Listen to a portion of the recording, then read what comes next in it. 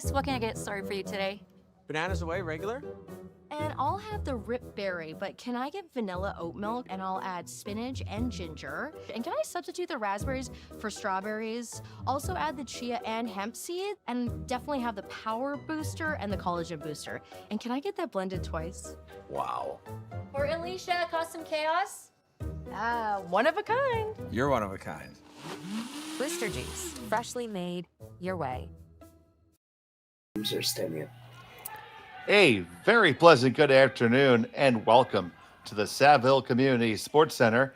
It's a Saville Grand Prix here on Curling Stadium, part of the Stadium Sports Network. We have this second draw matchup between Serena Gray Withers and Kaitlyn Laws. Dave Schmel, along with Sean Joyce. Connor Sims is on the production, and we're so happy to have you here with us. We're just waiting to see who gets in the hack first, because it was very close for draw to the button to determine who's going to have last rock here. Absolutely. Really, really close. And, well, there we have our answer. It does appear to be Gray Withers with the hammer. They're throwing the red rocks. And stepping into the hack will be Kristen McCush to get the first end underway.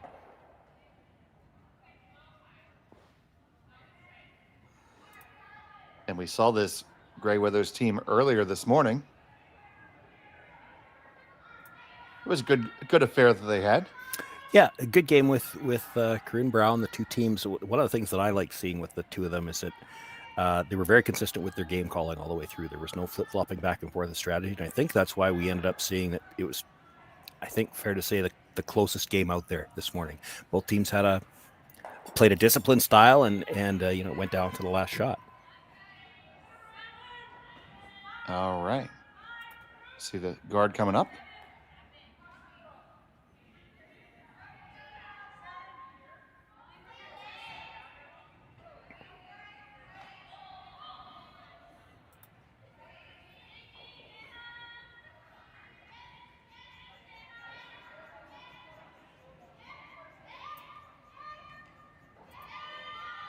And the redstone on the way. A little different start than what we saw this morning as the play is starting out in front of the rings here in the opening end. Both of these teams were on the ice last weekend here as well. That might have something to do with it. We talked about it a bit this morning, and that Corinne Brown wasn't here last weekend. This could be her first weekend on the ice. They probably had some practice time, but I don't know if they've had any games yet. That draw comes full 8 foot.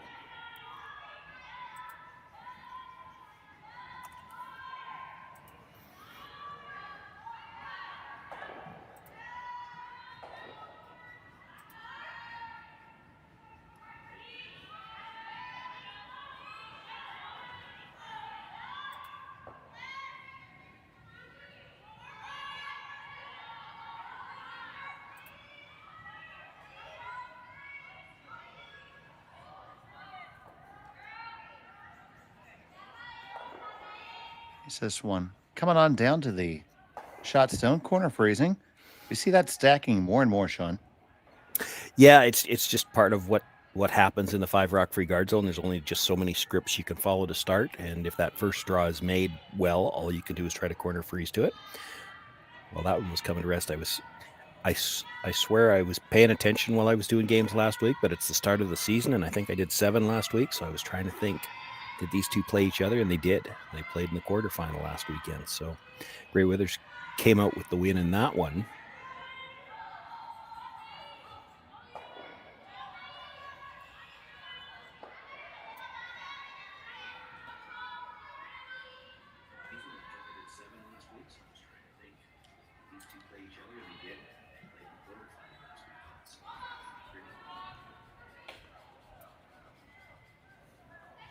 Okay.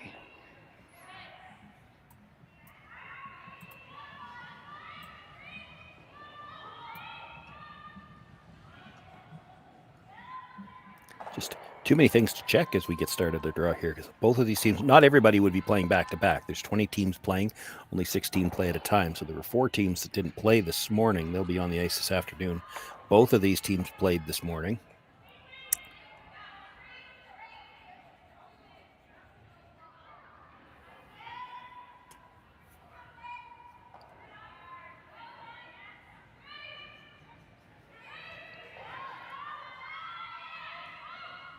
Great So weather. come on down here, the other side of the sheet now, Sean.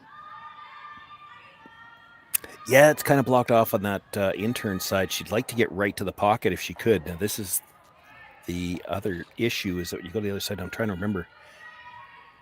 That should have been the side of the sheet they had their practice on, I think. Or maybe I'm getting them backwards. It's the problem with trying to call these games while you're working. I'm watching, sort of watching the practice, but I'm also trying to get some work done. So maybe not as much attention as you would in the middle of the season or even on the Saturday.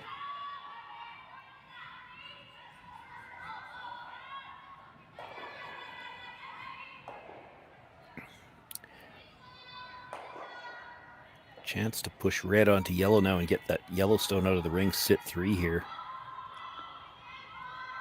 And the takeout attempt is on the way.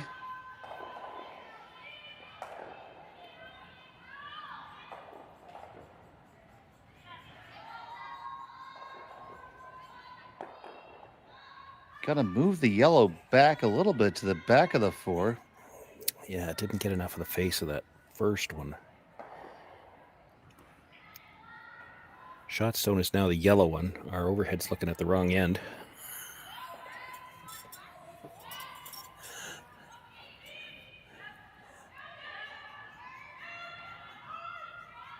You could play the double, but that shot stone at the back of the 4 foot is wide open. Shot stone is now the yellow one. Our overhead's looking at the wrong end. Somebody's got a speaker turned on because I can hear myself. Yeah, I was guilty of checking our feed right there just to make sure it sounded right. We thought we might have had a minor technical issue, but I think we're good to go. That's why I use a headset. Now I have the headset on as well, but then I want to make sure that what we are sending out to all the masses and upon masses of viewers that we have right now. That was not a ton of room by the guard. No, it was not, sir.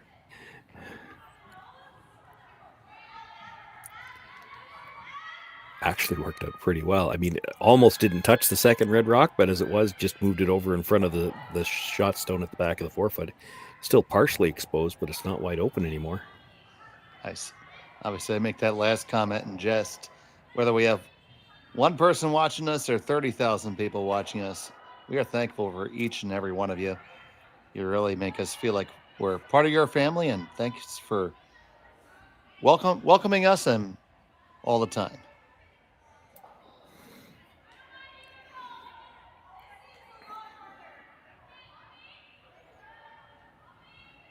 So, did you have something with cinnamon during the break? I did not. Apparently, I don't have any cinnamon buns in the house. You could make cinnamon toast. Well, I could have, I suppose. That seems like a lot of effort.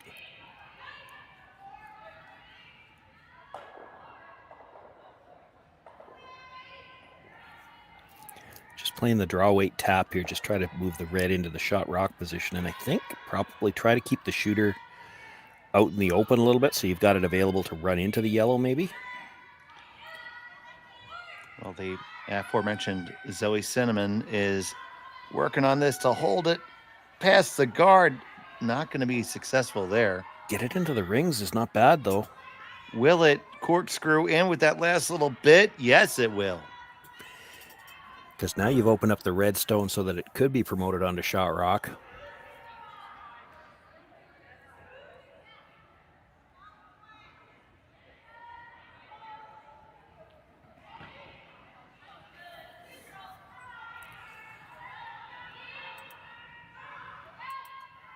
Which means Selena Negevin's going to have to make a play on it, which means she can't cover up the rock at the back of the 4 foot.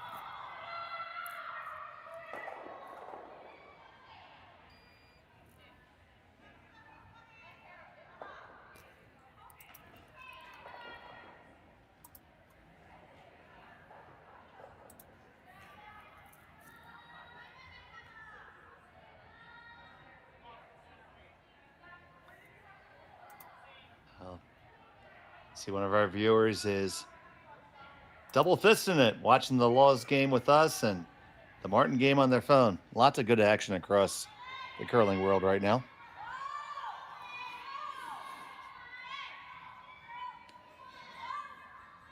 Just set your whole home up like mission control.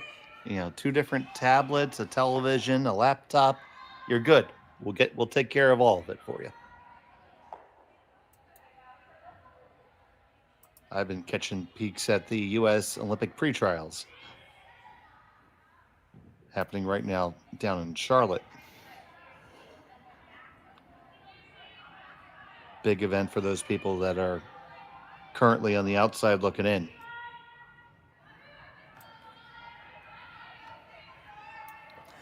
I'm moving too many screens around when I was checking scores. Now I've got everything mixed up. You like coming down to the back here? I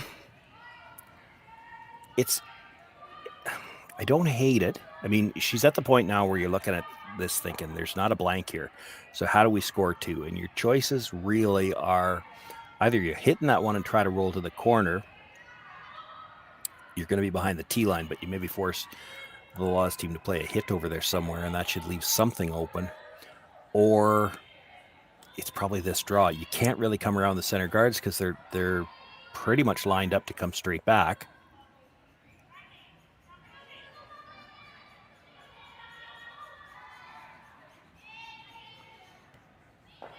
This one comes down just a little spicier than they would have liked, I think. Yeah, you don't mind moving it, but you would have liked to stay dead lined up. The point to the draw is you're kind of hoping to force the Laws team to blast everything out, and then you can maybe draw around the corner. I don't think they ever try coming around the middle with those 2 yellows that close together and lined up to potentially come straight back.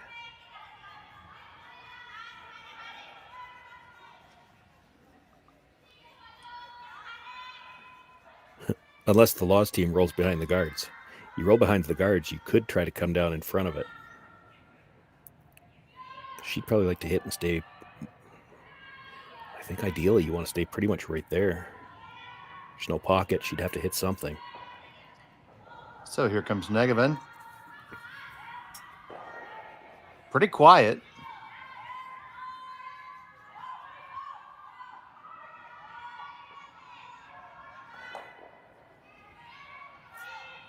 Left the pocket.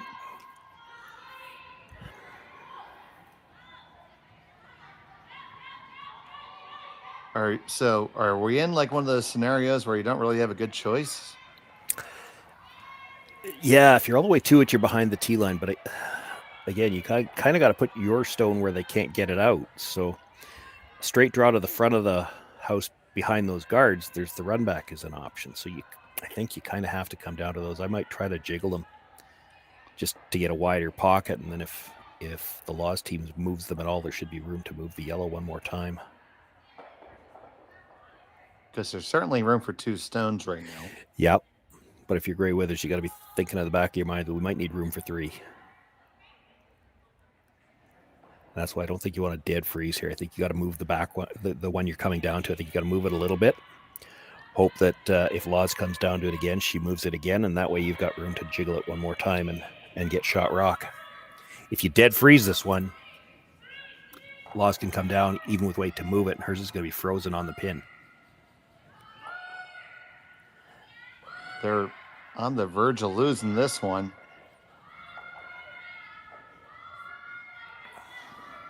I hope there's room for 3 now. Well, there's going to be room on the pin at least because they're going to try to get to the red one. Now they probably will want to move it. You'll be splitting the T line, but you're going to have all kinds of room to draw. If you could get it between the O and the R in storage, you should be good. Oh, wow. That's pretty precise there, buddy. Well, this has to be made first. She's looking to get it farther over.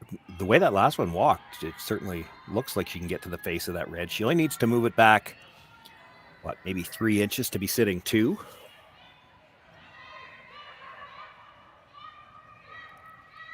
I don't imagine she'd be trying to throw the weight to move it any farther than that. It's more important to get to the face of it. So here comes Kaitlyn Laws. And we saw this last week. It is Sleia Negevin throwing third, but calling the game from the house.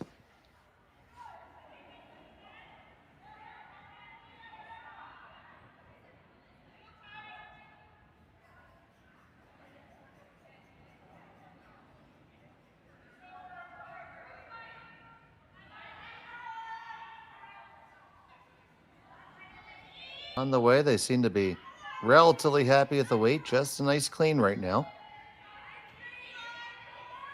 You see, there you go. It takes that line and walks on over. Still needs to curl. The line looks really good. It's all a matter of the weight and pretty good outcome, I would say, Sean. Yeah. Didn't move it far enough to be sitting too, but she left her own stone at a very good angle. Not a lot of scoring area left. And really, Serena has to be very careful with this stone. This is just her first of two. If she bounces off at all and leaves Kaitlyn room to get at it, how do you get in with your last one? And those are one of those shots that as a fourth rock thrower, that's never going to make the TSN highlight reel. But that is really a key stone. Yeah. She there's no room to bounce here. I mean, you can see from the hack end, the stone that Kaitlyn just threw is maybe even a sliver out in the open. So if you freeze on it, dead freeze on it, but you're only a quarter overlapped, she's still probably got enough she can make a play on it. You got to get to half the face of that stone and lock it right on. I'm not sure you'll be shot, but if you leave her a chance to squeeze the two reds out, you'll be throwing against 5 with your last one and no chance to score.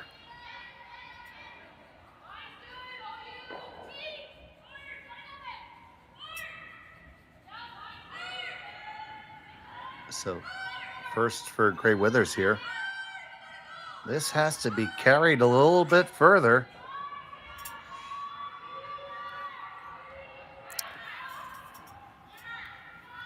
Exactly. Yeah, it's not the worst because she couldn't afford to bounce off. I don't think Kaitlyn can do anything with that stone at the back of the forefoot right now.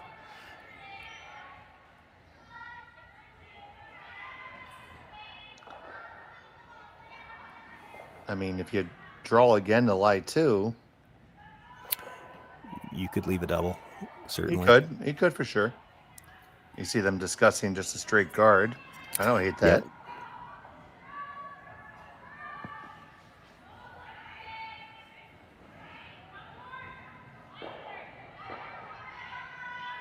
Yeah, the guard's probably the call. Now, if you're thinking about guarding the draw path, I think you're doing it with the out turn.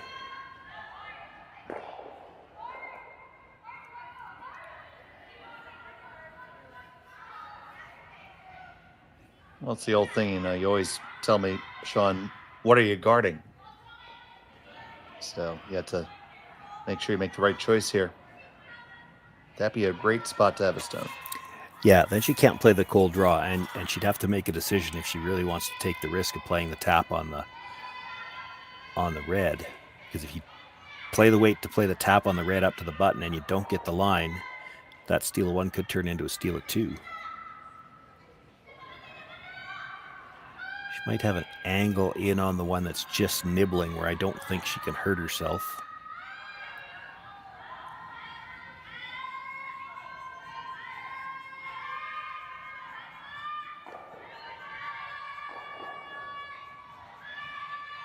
Kaitlyn Laws out of Winnipeg, her final of the first.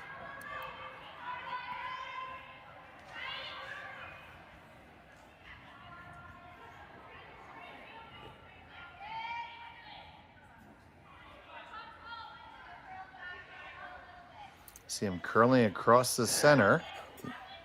Line looks pretty good. You could bring that in and it would take away that slash. I think it took away everything. That's a bingo, buddy. She's got the tap up on the red if she wants to take the risk. I mean, you're throwing it as a draw weight tap. You shouldn't ever give up 2 playing it, but I don't It's think tough you have because- much else. Well, and it's tough because if you get just to the face and just have it back on a withdraw weight, I don't think you get enough of the button that way. I think you actually have to get across the face of the redstone ever so slightly so you can push it back to splitting center.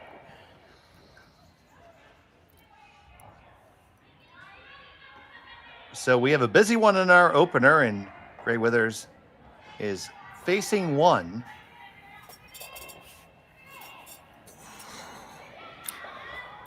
Ten rocks in play, the 11th one coming down that will be in play, and somebody's going to score one.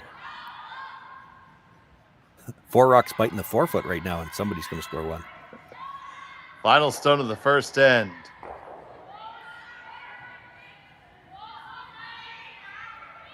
Cinnamon on this one.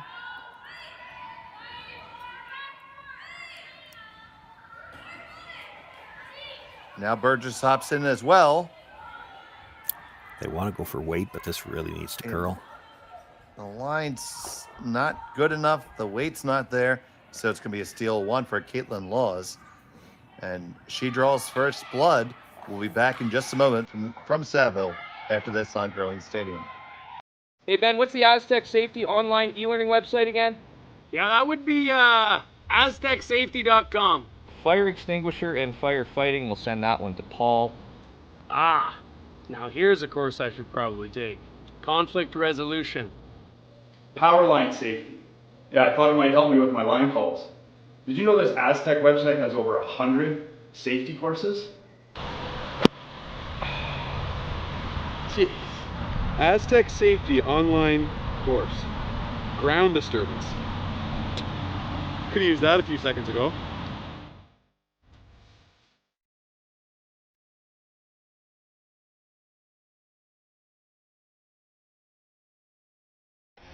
The 2025-2026 Grand Slam of Curling schedule is out, with big events happening all over Canada, like the Masters heading to London in September, the Tour Challenge from Nisku this October, the Canadian Open from Saskatoon in December, and the Players' Championship from Steinbeck coming in January. Early bird weekend and full event passes on sale now at gsoctickets.com.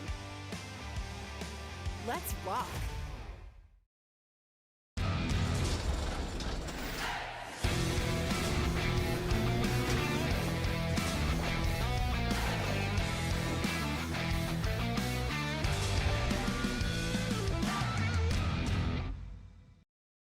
Live curling rocks. And this November, the best in the world are coming to Tahoe. Get your seats now at gsoctickets.com. But hurry, early bird pricing ends soon. And we're back here from the Saville Grand Prix at the Saville Community Sports Center on the campus of the U of A. Beautiful 10-sheet facility in Edmonton. Dave Schmel, Sean Joyce, Connor Sims in the back, and we're happy to have you with us.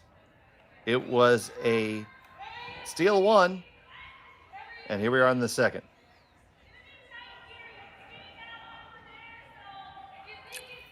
Center guard thrown up to start. Now this one sliding to the back of the 8-foot. That changes the scenario. We talked about the script last end. Now, without last rock, the Laws team has a chance to get a stone into a good steal position early in the end, and then Gray Withers is going to have to scramble a bit.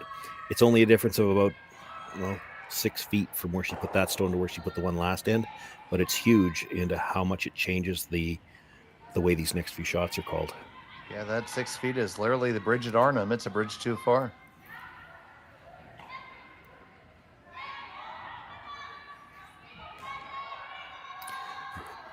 This one also might be skating on them. Yeah, they want to carve it to make it curl, and they're afraid to sweep it to make it deep, so they're kind of caught. So now we got a big old pocket back there.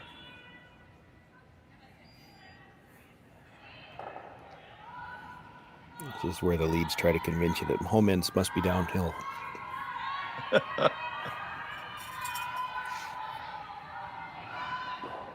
Well, I have a minor running theory with that because the lounge is on the home end and it's warmer in the lounge.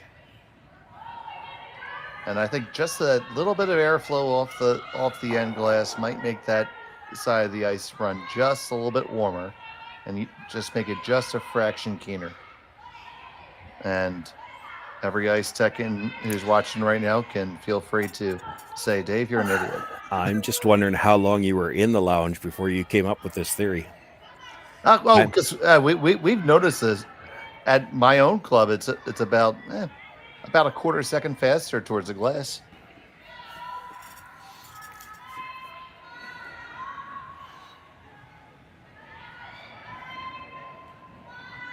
And as one of our ice makers, I built the ice. I know that our floor is equally out of whack on both sides.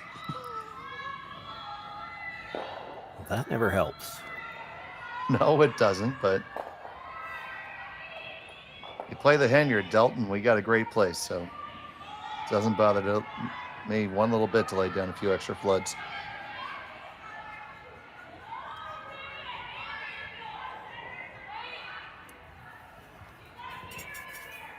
So we got the angles and dangles game going right now.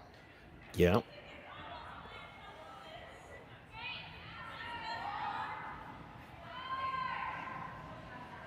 Two choices here, really. She comes down as she's playing on the intern side, tries to stay on the corner of that yellow, or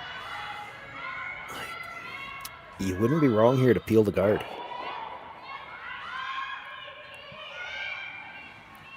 That red at the back of the button's not leaving. If you get a chance to hit what is currently the shot stone, that red one's not leaving. There's no double on the reds there. You're committing to a pretty small scoring area, and I don't know if this one's getting by. They're going to have to go. Yeah, they got to go really hard. That is on the guard all day and twice on Sunday.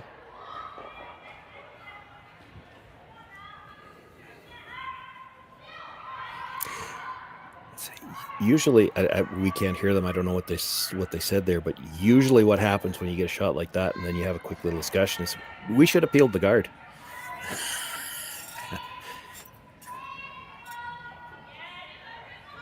They're going to have some work to do now to get the middle open. Doesn't look like they're going right to the peel. I think they're... Well, no. Laws isn't going to peel. No, it's going to be Gray Withers, yeah.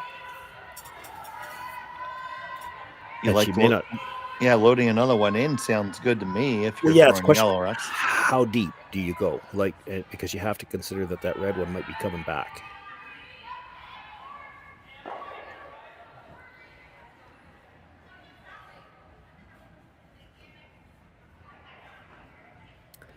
I almost like coming the other side in so I could be lined up with it better. Lined up so that the run back doesn't hurt you as much.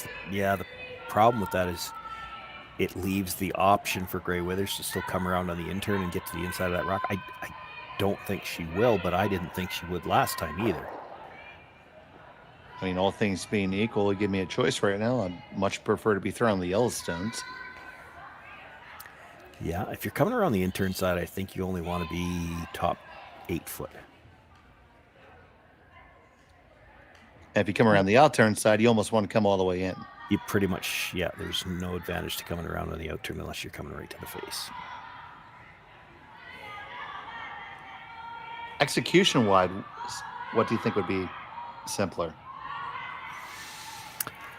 Probably in that outturn. I mean, it's there, but it looks tough because that rock is a full half rock out in the open, over buried, coming around the outturn.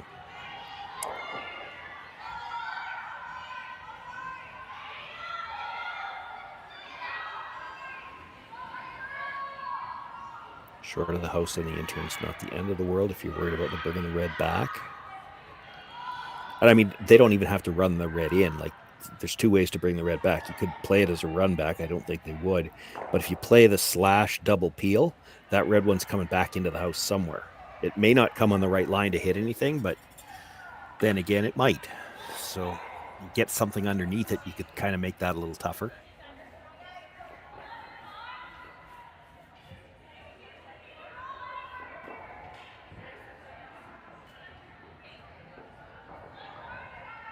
So here we go, coming around the intern side.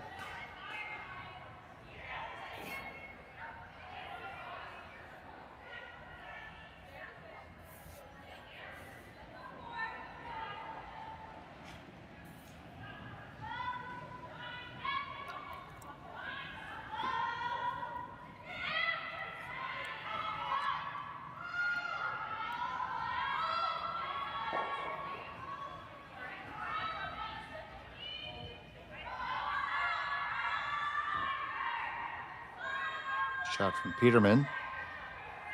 Not going to get by. No, it's just a little light. It accomplishes a lot of the same thing. It's just too high. Yeah, well, tough to get all three of them. You play the straight back run. If you make it, great. But if you happen to not, you might not have a shot left. And to our friend commenting in the chat, this is the same way that Team Laws played last week. So it's a choice they've made. Don't know what really went into that choice, but this is 2 weeks in a row now they've been playing the same lineup the same way. Yeah, they made a decision and it was based on the sweeping, and I just feel that Kaitlyn's a powerful enough sweeper that they want to have her on the brush. That worked out about as well as it could. They got all three of the guards moved. Hey, Connor, a nickel note. There it is.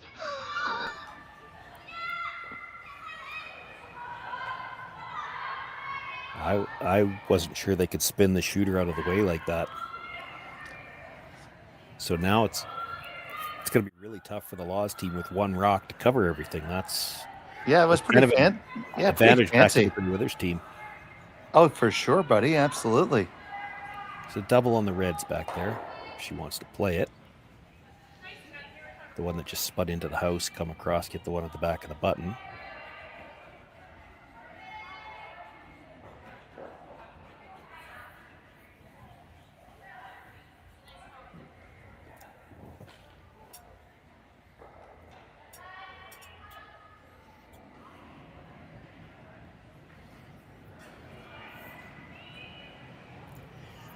Looking at Garden again. Well, if you don't do that, what are you going to do? Well, the option would be the double. You're getting late enough in the end. You're just trying to force her to one by saying she doesn't have enough rocks left to get back to the blank. The danger in this, okay, so playing it from the outturn side, she cannot afford to undercurl. If she splits the center line side, that's, she leaves her the broom side of that rock. She can't do much with the broom side.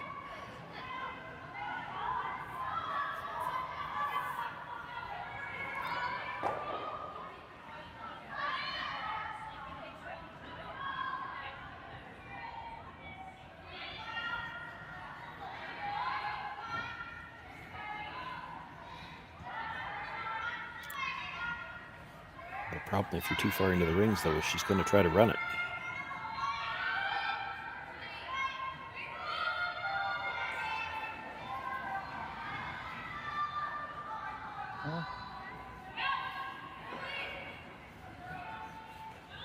You see the reference to bumper weight there.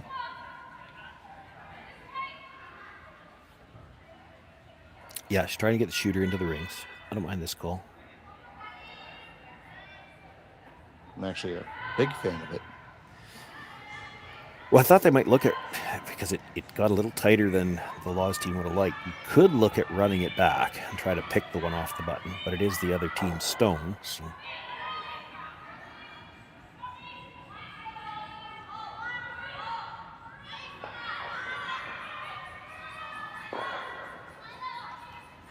They do spin the shooter in the rings, and it might corkscrew back. No.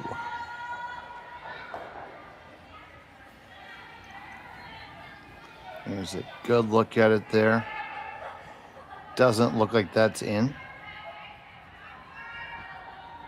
No, it doesn't.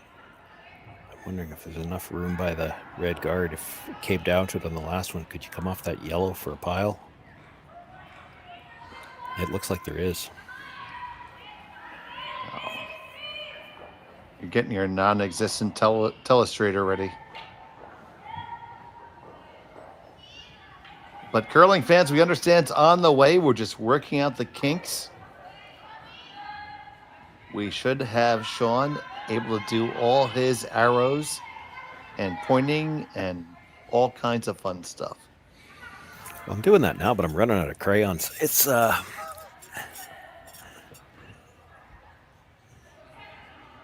little tighter still. It's just off the nose, gets 2 of the yellows. See And, it and I called? mean, even Yeah. if your nose hit, you probably get both yellows, and the red one you'll make contact with it, but it jams at the back. So Clifford here, they called for normal weight.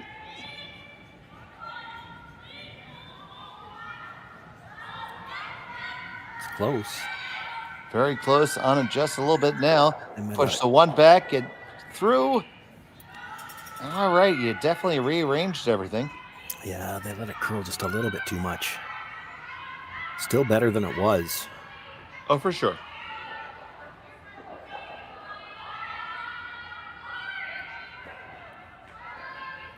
And it's getting real dangerous for Kaitlyn Laws to continue to ignore red stones.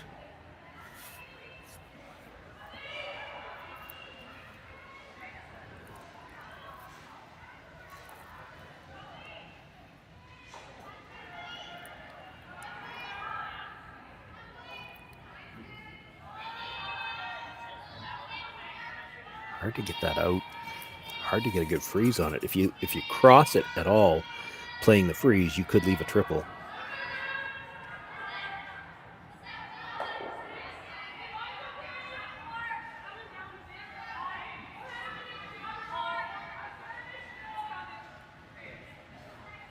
So Peterman's going to come on down here.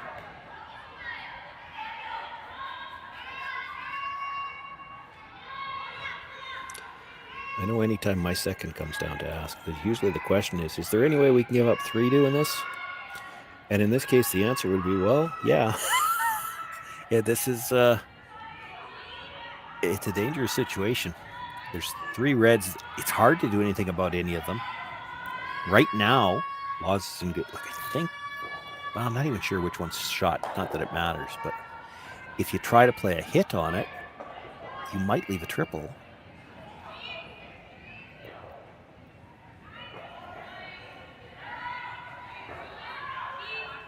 She's not throwing it hard with that amount of ice. Don't know if you can make the double on the reds with the weight she's throwing. You could certainly move them both if you can get to the nose of the first one. Leaving a pocket of red ones back there might not be the end of the world when there's a chance that all 3 yellows could move on the next one.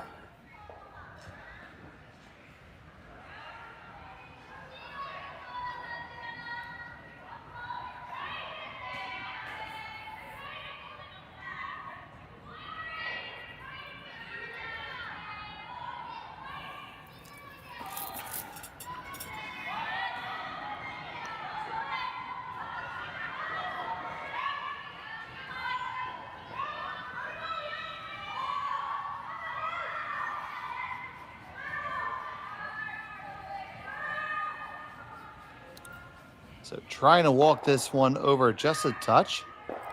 And tap it, move it back. You lie 3, but all behind the tee line. Yeah, still pretty good, I think. Just where it sits, I don't think they can get all 3 of them.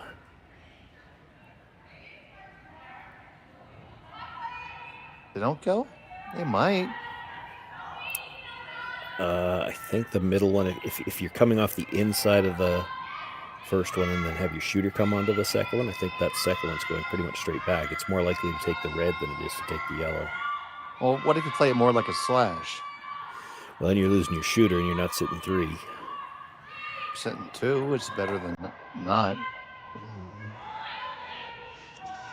It's not a gimme that you're getting all 3 yellows out even at that. So do you just throw a good draw here? Well, I wonder if you could just hit the outside one and flop on top of the one that was just thrown.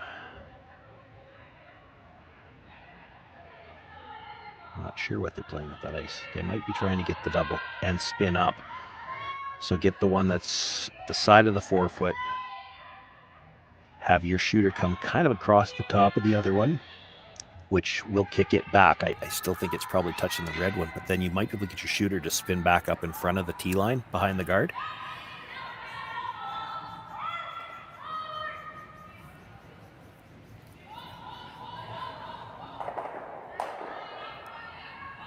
Lots of possibilities here. Serena Gray Weathers with her first of 2 in the second.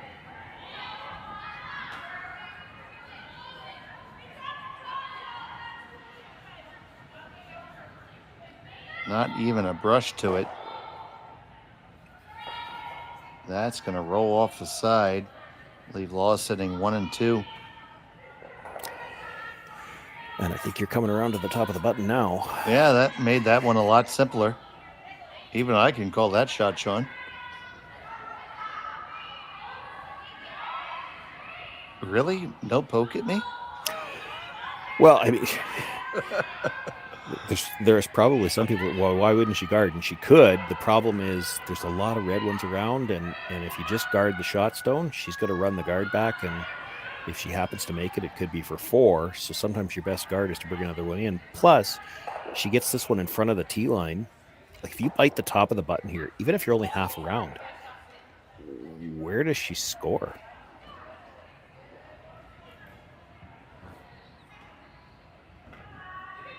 Like, I almost think you don't want to be dead buried here, because if you're dead buried, she can probably come down to what is shot rock right now and get all of the button and be shot rock. If you're split the center line, she can't get to the inside of that yellow one. Split the center line with a bite of the button, she might have to play the wide out turn draw and catch what she can see of the button, and it's not going to be much. So, final from Laws.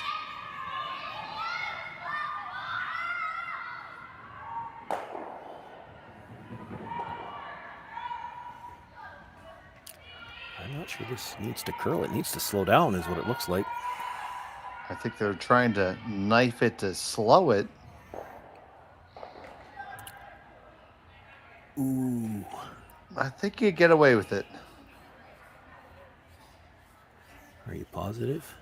No. It just, I think it just tapped the back one far enough. If it doesn't, like, you know it's hit the yellow and there's a double there. Now, if that yellow that they tap back, if that's 2 inches higher, it's a triple. I don't think it moves the other one because it's just a little bit behind it now.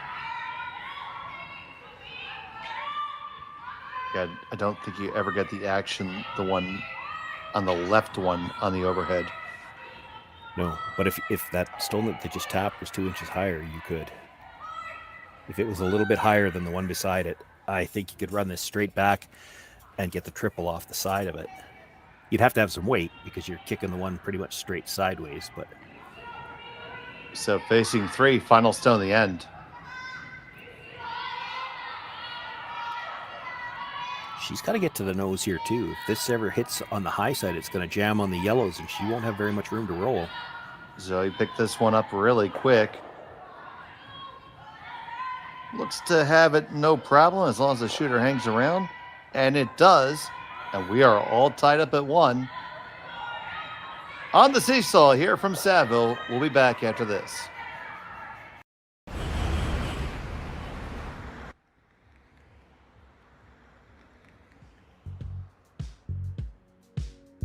That's life. That's what all the people say.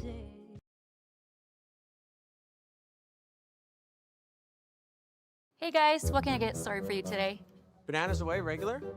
And I'll have the rip berry, but can I get vanilla oat milk? And I'll add spinach and ginger. And can I substitute the raspberries for strawberries? Also add the chia and hemp seed, and definitely have the power booster and the collagen booster. And can I get that blended twice? Wow. For Alicia, Custom Chaos? One of a kind. You're one of a kind. Blister juice, freshly made your way.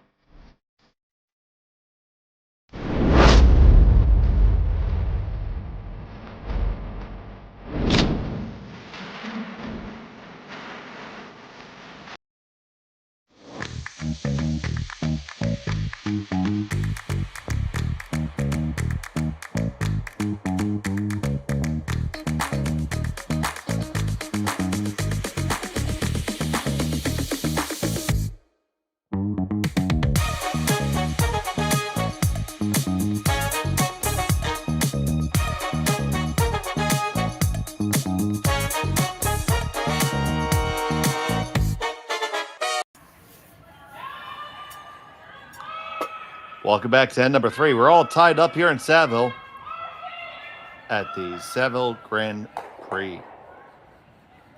Kaitlyn Laws has a hammer. They're throwing the yellow stones. And Gray Withers is going to lay up the high guard here to start the end. And that just came off the center line. We'll see if that comes into play later. I'm sure for sure they're playing the no-tick rule here.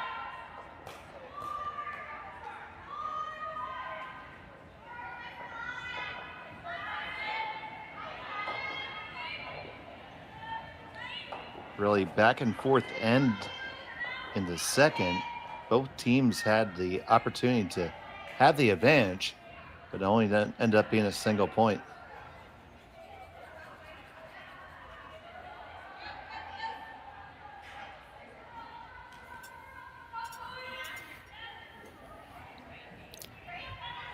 Once again, get that rock in front of the tee line. It really changes who's got control at the end early and what you're doing about it. Instead of trying to set up an offensive shot here without last rock, Gray Withers forced to freeze down to the face of that, really as a way to defend. And that's in contrast to where we saw that first one slip a little bit deep and led us to a really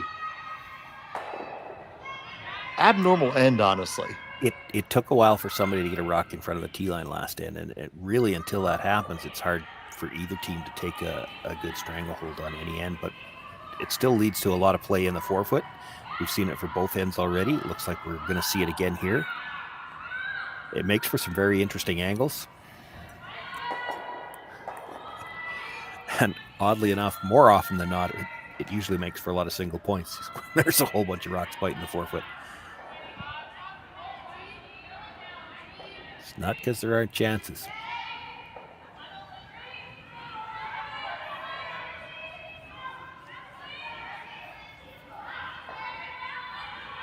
This one doesn't look light.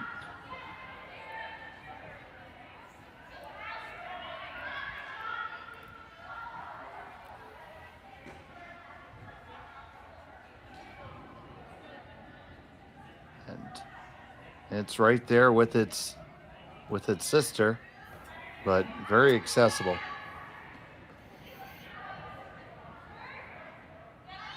So after that big busy end, and well, I talk about this from time to time. It feels like at this point, I think both teams are willing to not think so much this end. Well, I mean, we'll see. They've been playing them in. It's just the angle has just set up to leave a double, which is going to leave this as a fairly open end. And the guard that's out there is fairly long.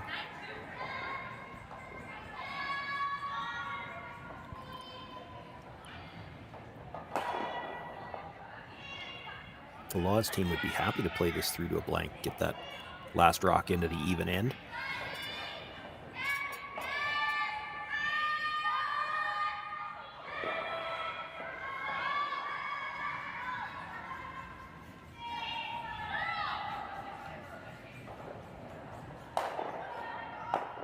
And get the hit and roll on over the edge of the 12.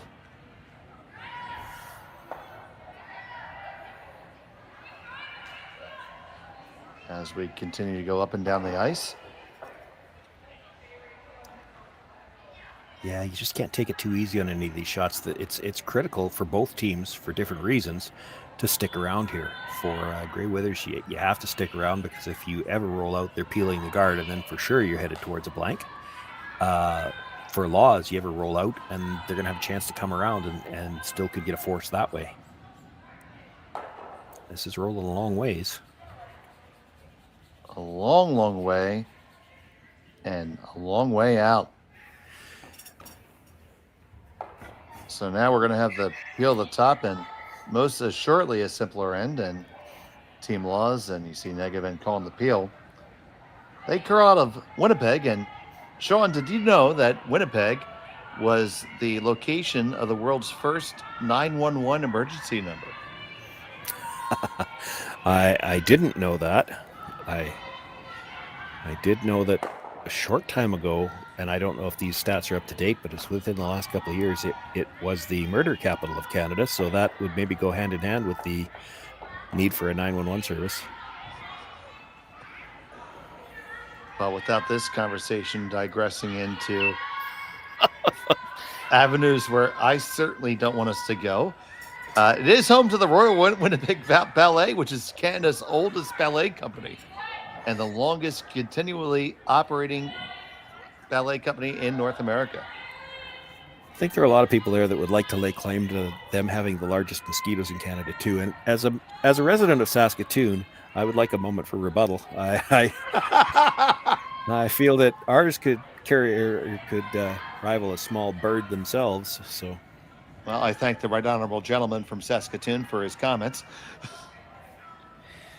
It's not something you really want to be known for. It's the largest mosquitoes, but we say that in Brigantine, New Jersey, that the state bird is a mosquito. So.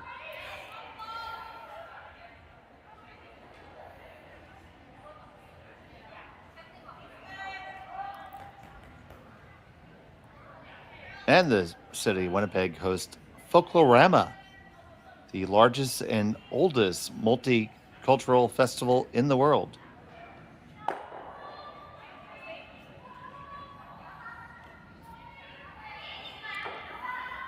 What can Saskatoon do about that, Sean? Where all of a sudden did this come from? I don't know. I'm trying to get through the next 3 minutes. This end brought to you by Dave Schmel's Google. Yeah, well, and that and AI, and sure. I had a friend text me a fact, too. I have them now. You got the kind of friends you trust that it would be a fact? Because I've got the type of friends that they would text me what they would say was a fact. It would be something that they totally made up to see if I would repeat it on the air. Oh, well, we had that the last game. We had some folks commenting in the chat with screen names that, well, let's just say they wanted me to read on the air.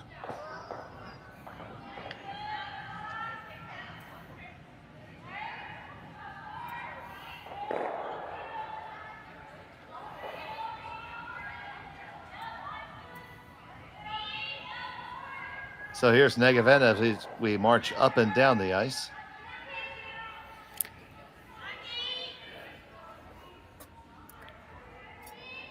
These kinds of shots are more important than they look, because you think, well, it's just an open draw to the house. But so much of the pregame practice and so much of the first 3 ends that we've played so far has been geared towards draw to the button, that they just don't get a chance very often to get a read on what the draws do towards the corner. A lot of times when you're going to the corner, maybe for the first time, it's because you're playing a come around. So they just got a chance with that one to get an idea of how much swing there is to the corner and, where the break is. Is it late? If they have to get around a corner guard later on in the game to try to set up a deuce, how much ice do they need? You're always going to school on a shot like that. And I think more so in today's game, because you just don't play that shot very often anymore.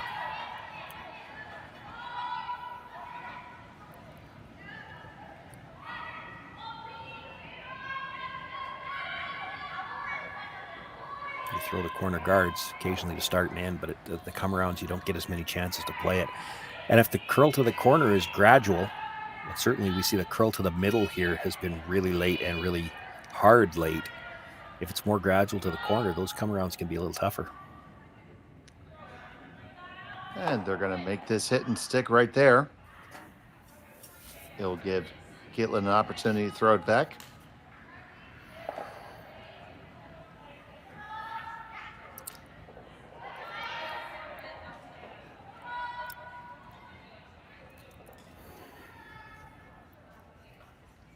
Oh, Travel Manitoba has a site.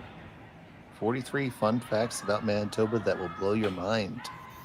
I might save that for the future.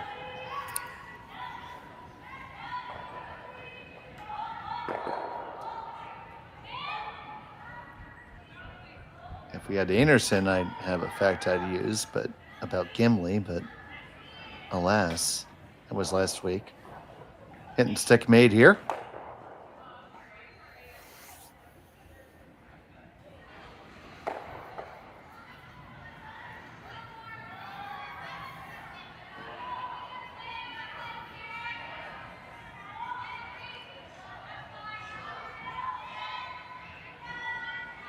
Well, according to this article, Manitoba has more curling clubs than Ontario and Quebec combined. I did not know that. I don't know about the veracity, but that'd be interesting. It wouldn't surprise me. You get out into the prairies, and every small town has a curling club, and that's not necessarily the case in Ontario and Quebec. Now, and here's a fun one. The world's largest curling rock resides in Argord, Manitoba at the Argord Bifrost Curling Club. The rock measures 4.2 meters. I wish I had that sometimes. Just to throw a guard? Yeah.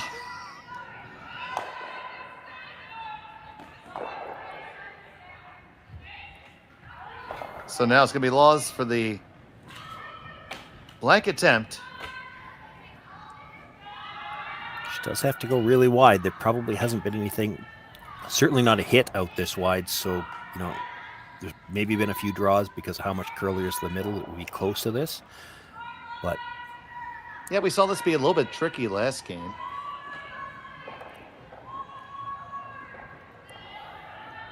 Final stone of the third.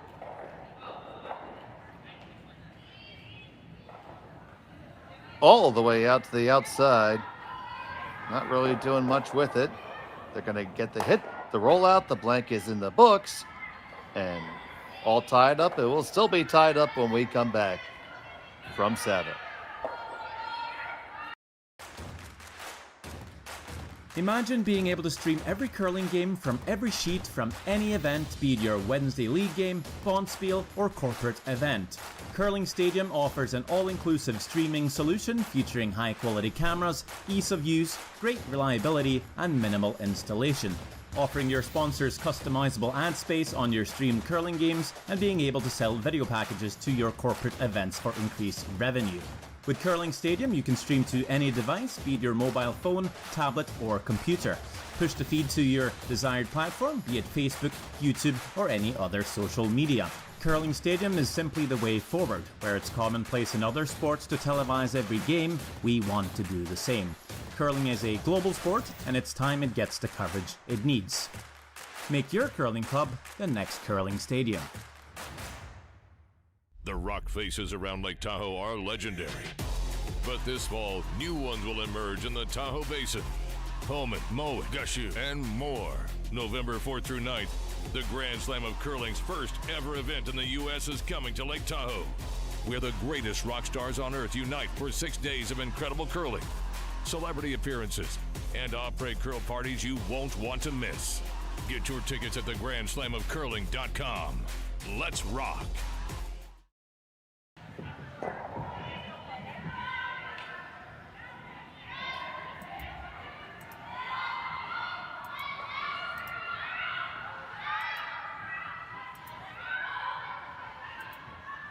And welcome back here.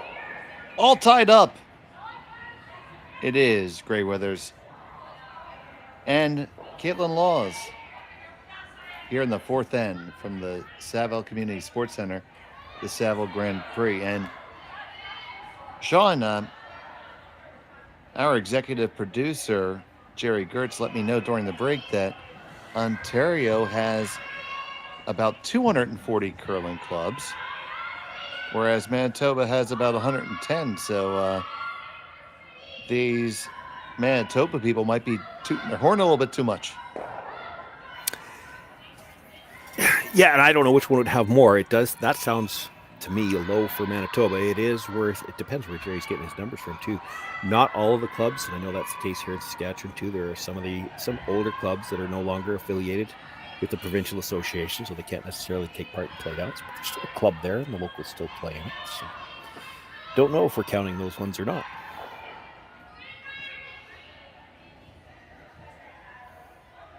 You know, if there's somebody from Curl, Manitoba that could set this terrible controversy to rest, which isn't one of all. You know, Ontario is obviously a large province, but Sean, I definitely get your theory that every little backwoods town has a small club. Yeah, that's just always the way it's been on the prairies. probably through much of northern Ontario, though, too. I would think it's as much as they're all part of it. Northern Ontario and Ontario have their own separate associations within the Canadian Curling Association, but the Northern Ontario part would be more like the prairies as far as the geography.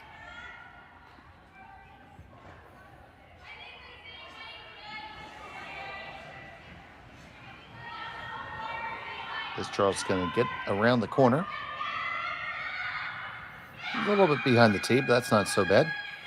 No, you don't mind that being back if you can convince your opponent to chase you around corner guards when you got last rock. You're happy with that strategy.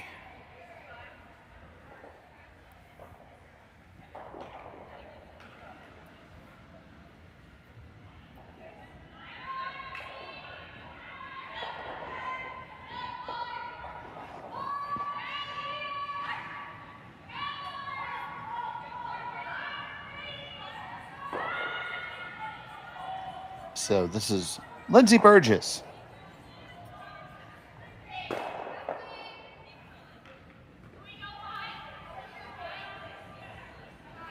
You see Zoe Cinnamon trying to get the little carve in there.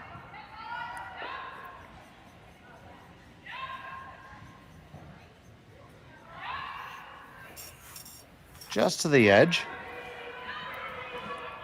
Yeah, I question that technique a little bit. I don't want to pick on her or anything, but the downward pressure on the broom all based on how much weight you can get pushing down. So when she's using kind of a jumping motion, that's actually counter to getting any pressure downward on the broom.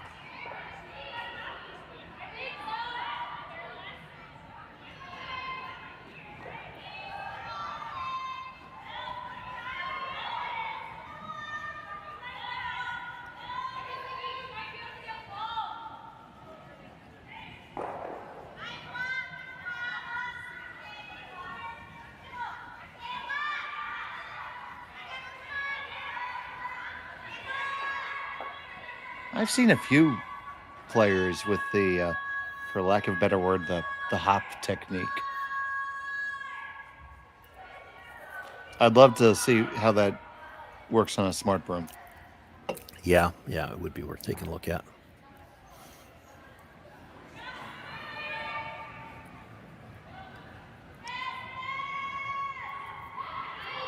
There might be some thought that the extra weight that you have as you're coming down is kind of counters what you lose going up. Don't know. Yeah, I mean, I've seen a fair number of players doing it, so they're not being coached out of it immediately, so somebody must believe in it. Well, and they might be trying to time it to the stroke too. There has been a lot of research that indicates you've got a lot more pressure on your downward stroke than you do on your pull stroke anyway. Mm-hmm. Your pull stroke is coming up anyway. So if they're trying to time that so that they're going down on the push stroke to maximize the pressure on that more effective stroke anyway, maybe there might be something to that. And that team was part of U of A, and pretty strong program. So if anybody's looked into it, I would think that the U of A certainly has.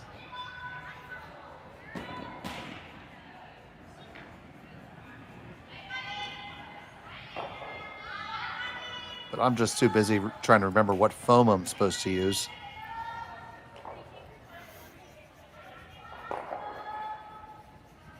Just get the top guy there. Still 1-2 for Gray Withers.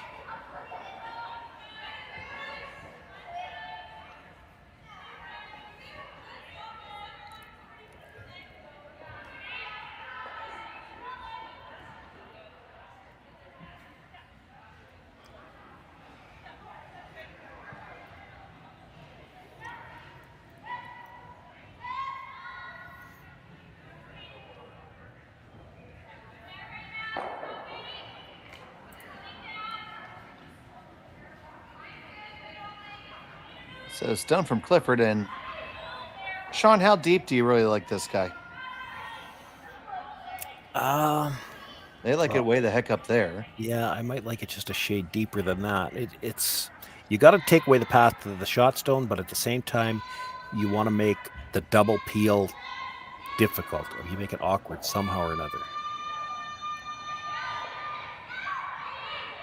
That's close enough. They might try to run it back onto the one in the house again.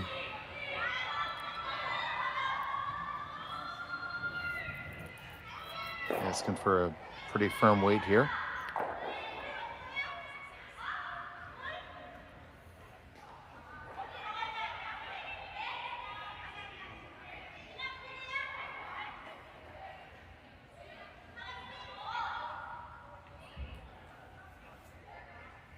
Sees a little bit of schmutz.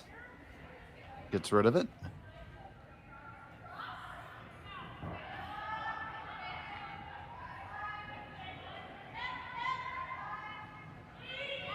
All right, we're back. De-schmutzified and ready to rock.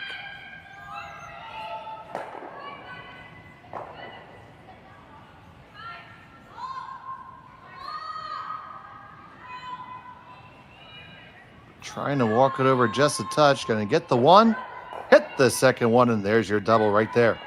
And you get a guard out of it extra.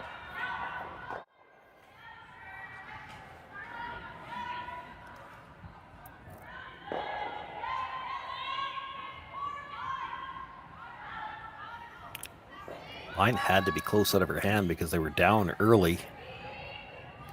Just came up enough to catch that second one on the way by. Critical to roll as far as they did, I think, as well, because you still want to have a chance to be able to get to that redstone at the back of the 8-foot later on, if it comes to that. That's how you get your extra point, with that yellow stone still sitting in the 8-foot. That might be why you see Grey Withers coming around from the wide out turn now. Doesn't want to leave a double that direction. Now, and I understand what she's thinking in that way, but the problem is with the amount of curl that they get on this ice, this could over curl the guard and still leave a double. Got to be really careful with this.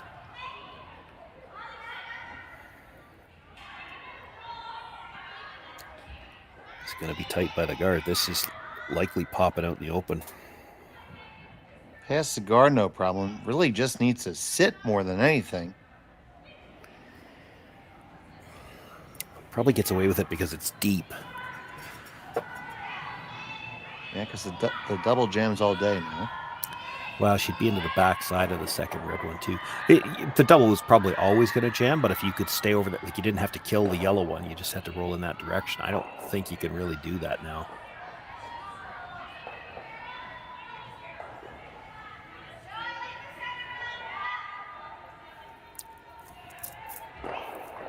CC, bumper weight. Just look to roll a little bit to the broom side, and then Grey Withers will likely have to do something with it. There's a chance she leaves that double. And don't forget, those guards look pretty queued up into that line right now.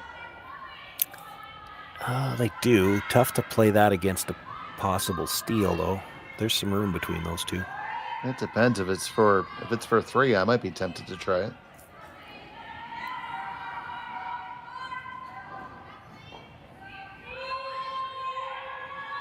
This one is curling a bunch. Not going to get much of a roll at all. Yeah, so. That's all right. Grey Withers still has to roll underneath, but certainly a lot more makeable now. I mean, you can see that rock up one rock's width higher now, and if she happens to hit it on the nose again, then there's definitely an angle to roll for Laws to roll towards the red-yellow combination.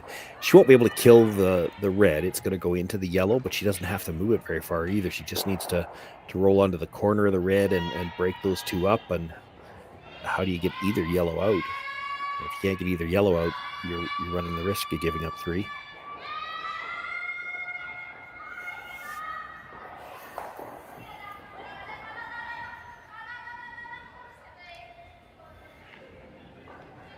First of 2 from Grey Withers on the way in. And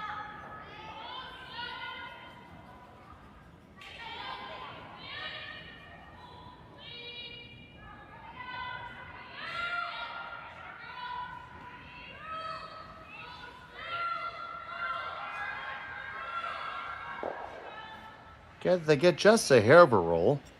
Yeah, it's there though. Oh, for sure.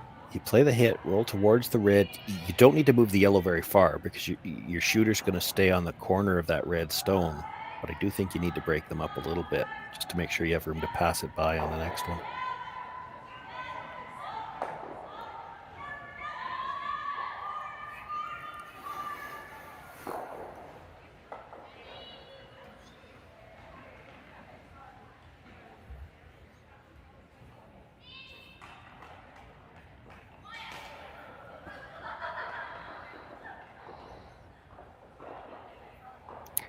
It looks pretty innocent for Grey Withers right now, but Kaitlyn Laws make a good one here. There's 3 is still in play.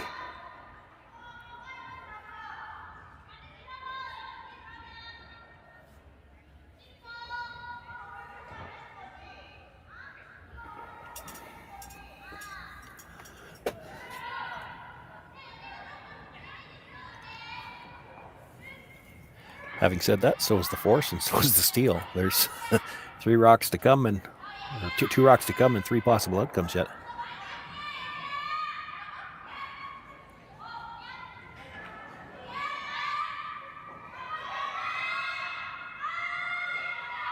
So Lawless with her first to 2 with Hammer here in the 4th.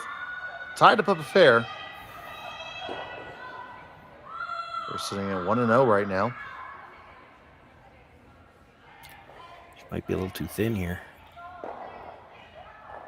No, she's good.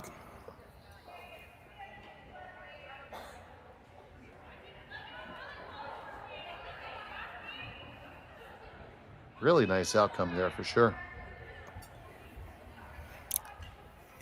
Yeah, the safest play for Grey Withers to try to get the force is to roll underneath the corner now onto the pocket. Sit 2 that way, but it will leave lots of room for Kaitlyn Laws to pick up her single at least. She can't hit this on the broom side. I mean, I suppose you could get back to a blank if you were to hammer it. I don't think you do. I think the red will go underneath the yellow. I think it'll drag underneath. Which you don't hate if you're throwing red. Well, yeah, you do, because then it's going to be hit for 2. You're not burying your shooter. No, I think both yellows would go though. No, I don't think it's going to touch the second one. I think it drags past it. Okay. That's certainly one that I would grab a stone at after the end and just find out. Trying to work this over is Zoe. Touched it. It did touch it. Would have made contact. They do lie too. Is there a slash share for 2? Yep. It's not without risk. I mean, because you can't throw it hard to make it. You're just going to try to touch the second one on the way by. You can make the slash with. You can throw it hard to make the slash. Pardon me, but you're not holding the shooter because you're only hitting, a thick half.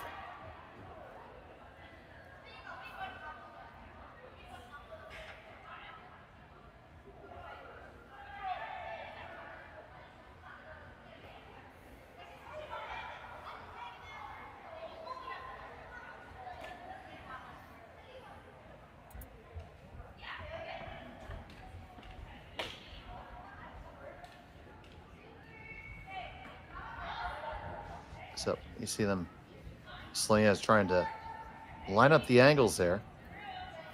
Tough shot for a deuce, but it is certainly there.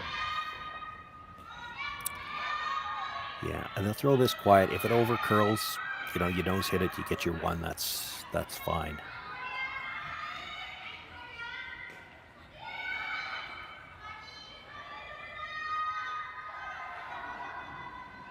Kaitlyn Laws with her final of the 4th.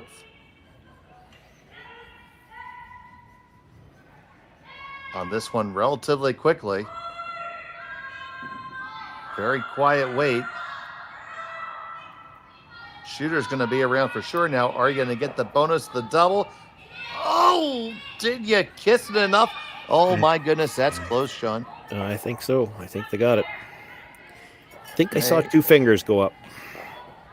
All right, so the score went up really quick, and we'll find out what that is when we come back You're watching Curling Stadium.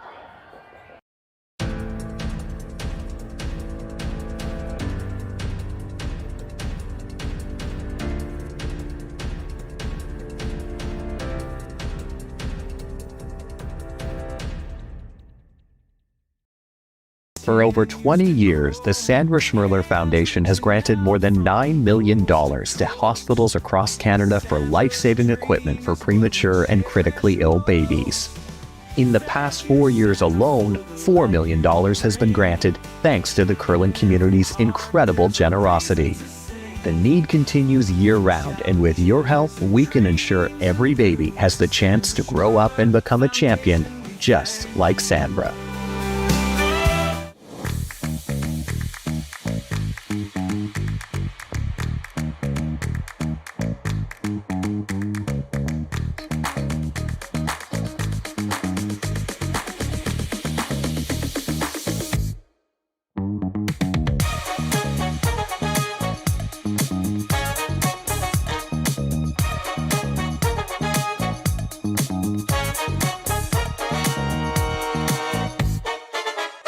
Welcome to the RockShop.net, the official store for the Grand Slam of curling. Whether you're looking for the best hats, stylish clothing, fun toys, or unique accessories, the RockShop has it all. Shop online anytime at the RockShop.net for exclusive Grand Slam of curling gear, or come see us in person at your next event. The RockShop.net, where fans find their favorite curling gear. Live curling rocks. And this November, the best in the world are coming to Tahoe. Get your seats now at gsoctickets.com. But hurry, early bird pricing ends soon. And welcome back here. It was a deuce, and Sean, let's take a look at that last shot. Yeah, they were on it early on most of the way down, and at the end worried that it needed to curl a little bit. Actually, as it turned out, they almost overcurl this. It just catches enough of the second rock to move it far enough. A couple more brush strokes on that. It's a lot less anxious touching that second stone, but moved it far enough to get her deuce. So it's 2 for Laws. Gray Withers will have the hammer when we come back after the break. Imagine being able to stream every curling game from every sheet from any event, be it your Wednesday league game, bonspiel, or corporate event. Curling Stadium offers an all-inclusive streaming solution featuring high-quality cameras, ease of use, great reliability, and minimal installation. Offering your sponsors customizable ad space on your streamed curling games and being able to sell video packages to your corporate events for increased revenue. With Curling Stadium, you can stream to any device, be it your mobile phone, tablet, or computer. Push the feed to your desired platform, be it Facebook, YouTube, or any other social media. Curling Stadium is simply the way forward. Where it's commonplace in other sports to televise every game, we want to do the same. Curling is a global sport, and it's time it gets the coverage it needs. Make your curling club the next Curling Stadium. The rock faces around Lake Tahoe are legendary. But this fall, new ones will emerge in the Tahoe Basin. Pullman, Mowat, Gushu, and more. November 4th through 9th, the Grand Slam of Curling's first ever event in the U.S. is coming to Lake Tahoe, where the greatest rock stars on earth unite for 6 days of incredible curling, celebrity appearances, and après curl parties you won't want to miss. Get your tickets at theGrandSlamOfCurling.com. Let's rock. Go through the first show. Hey, and welcome back here on Curling Stadium. It's the Saville Grand Prix at the Saville Community Sports Center on the South Campus of the University of Alberta. It's a 2-stone lead for Kaitlyn Laws over Serena Gray Withers. Dave Schmel along with Sean Joyce. Connor Sims handling our production. You see that first guard go up there. But we have a lot of action happening all over this beautiful facility. And Sean, why don't you get us caught up? Okay, 16 teams out there again this afternoon. So some of these teams are playing twice, and I haven't got the full list in front of me of which are the 4 that are playing their first games. But I think it's the first 4 are the ones on sheets 3 and 4. So on sheet 3, Rui Wang and Kaylee McNamee tied 3-all. Taylor Reese Hansen and Krista Hilker It's Reese Hansen with a 5-0 lead after 3 ends of play. Reese Hansen was on the ice last week as well.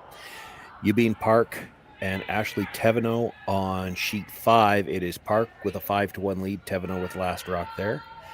Nancy Hansen trails Ikui Kitazawa 2-1, but Hansen has last rock as they play in the 4th. Yunji Kim on sheet 5. An early win. They took a 9-1 victory after 5 ends over Nikki Kaufman. Nancy Martin trailing Amanda Sluchinski by a score of 3-1. It is Martin with last rock in the 4th there.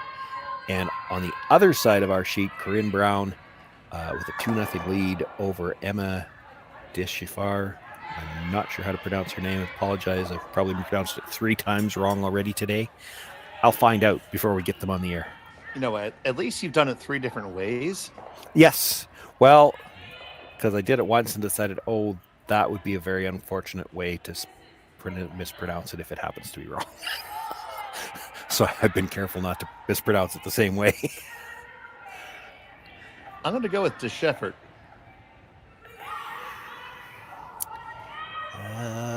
That'd be close, probably, maybe. It's safe at least. Yeah, it's safe for sure.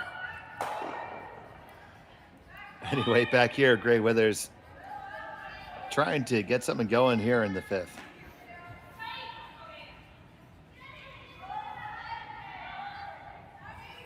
Yeah, I suppose just because it starts with a D-E, I'm not sure why I'm trying to make it into a French-sounding name.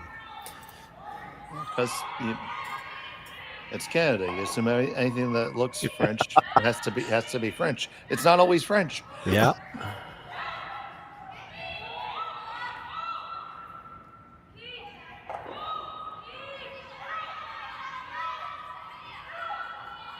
So you like the cleanup on aisle 9 here?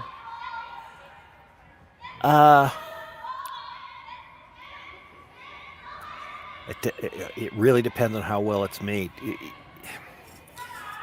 Because, there's a chance you kill everything off the center here, and that's not ideal when you don't have last rock.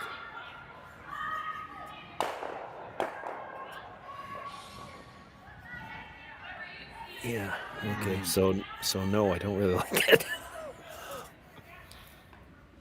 I think I heard us both wince at the same time.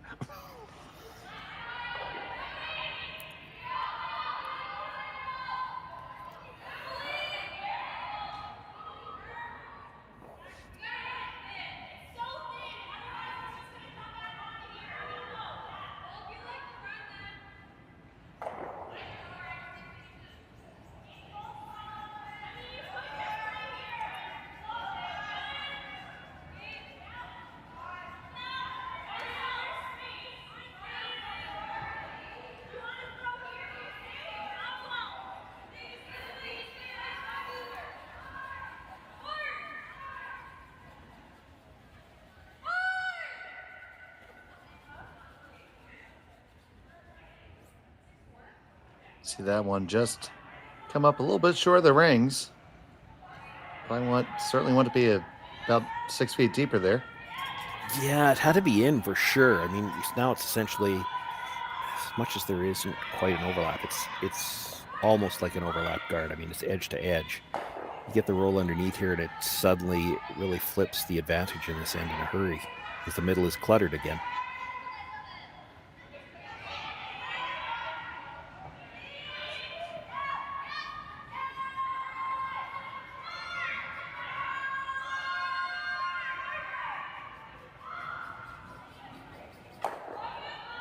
Hit and stick right there, so opportunity once again to get under cover. And you're only going to be just a touch above the D line if you make this well. Yeah, I thought they might look at rolling behind the corner here, actually.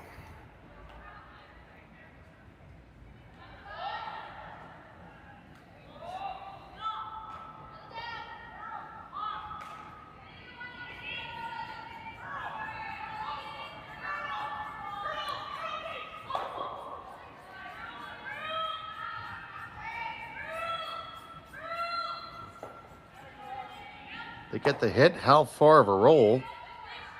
Rolls just a touch behind the T line. So let's see if Team Laws chooses to take advantage of that with Negavin's first. Well, I'm reading lips. How much do you have? She played the double run through early in the end. You got to think she's content to play defense here if she's got a big enough piece of it. And maybe they've decided they don't have a big enough piece of it. The double run was definitely an indication they were willing to play defense here with a 2-point lead. I see them moving around to the intern side.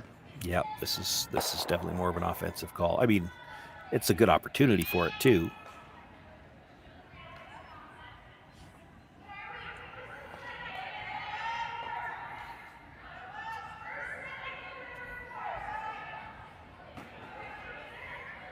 And I feel like it's just a higher percentage shot to make, whereas the little soft weight isn't necessarily as easy. Yeah, it's not necessarily easy. I mean, and you're certainly going to roll open. I mean, the result is it's a defensive shot. There's just no doubt about it. And there's always the chance that Grey Withers could ignore it and just come around anyway. I don't know if she would in the fifth end, but past the guard, this needs more weight than it has. Can they get all the way down to it? Their shot rock. Nicely thrown in pretty good angle, Sean. Yeah, that's all they needed to do. They didn't really need to come right down to the face.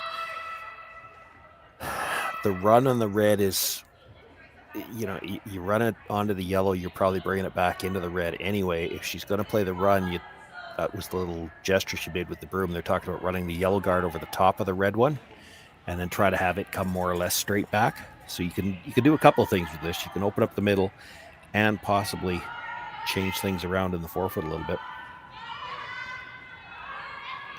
I mean, if you hit it absolutely perfect. Yellow across the top of the red, have the red come back almost straight back, pick the yellow by the red at the back and sit two with no center guards. Even if you're that perfect, and that's a tough shot. It's really tough to call. You're still going to leave it double, but you'll be out of trouble for the end. You certainly want to make contact with both here if you could. Oh, the one over the top of everything. Any touch on that. Might have put it into the rings even would have been okay.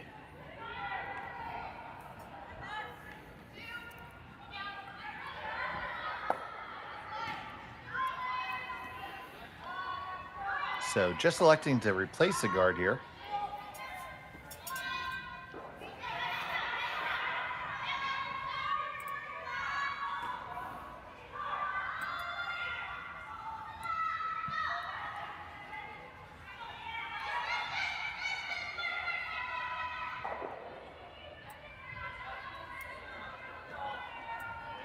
Negevin gets settled in here.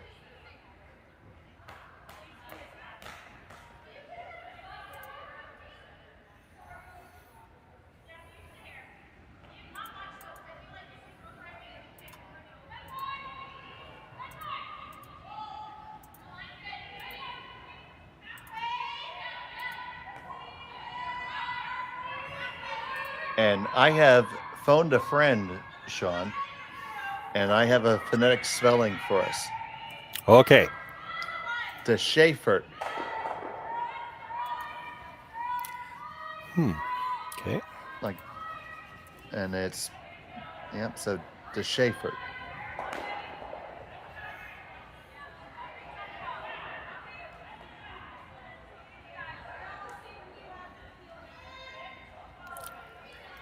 Nice position for that guard. It's very long, so you could probably get to the inside corner of that yellow, but it's well in front of the T line, and it makes that double, the double peel to bring back. There's a lot of distance between them. It's very tough now.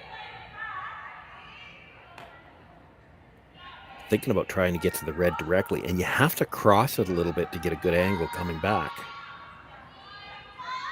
It's going to look tough from the hacks. It's there on this ice. It definitely is.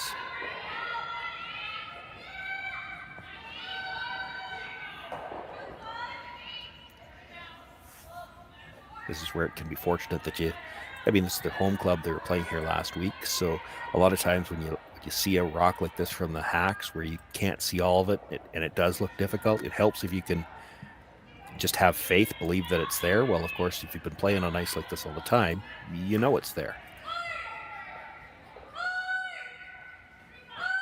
So taking on the delicate little shot here.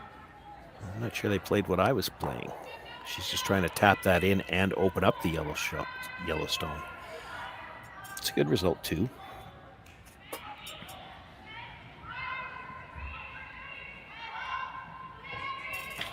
Okay, so we have another pronunciation being thrown in. There's Skifford, which is closer to Skifford, which is closer to what I said just at first look. So either way, we don't mean any offense if we ever mispronounce the name. I'm trying very hard to find out the right pronunciation. No, we tried to do the best. Apparently, this is from a family connection, but the person I spoke to should have known them in real life too. So,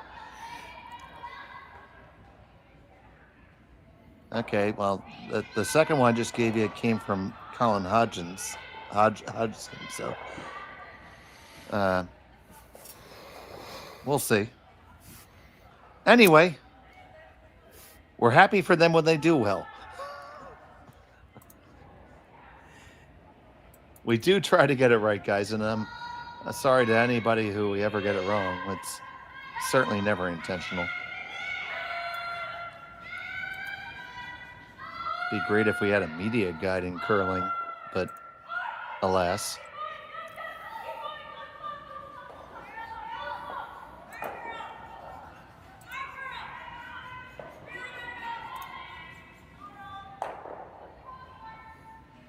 That's going to slide over the top.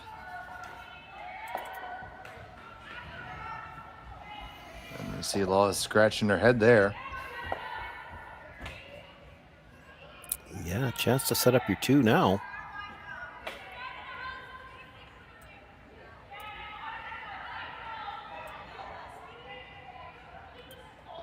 And take it, roll it, just half rock buried on the outside, maybe?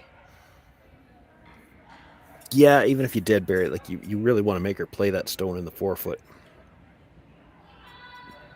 Because you would never be so bold to try to freeze that.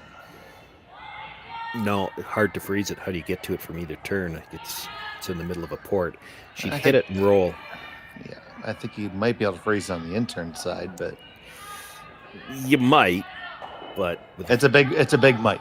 Yeah, with a 2-point lead, you're not playing that. It's the other thing is if you overroll the corner guard, even by half a rock, so that you're sticking out half on the other side.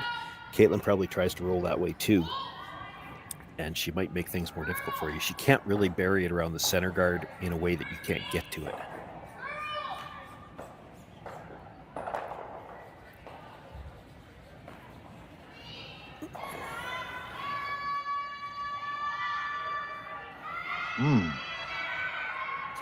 Yeah, it's a nose hit to 4. She could even roll under the center now just to make sure you don't leave any kind of a double.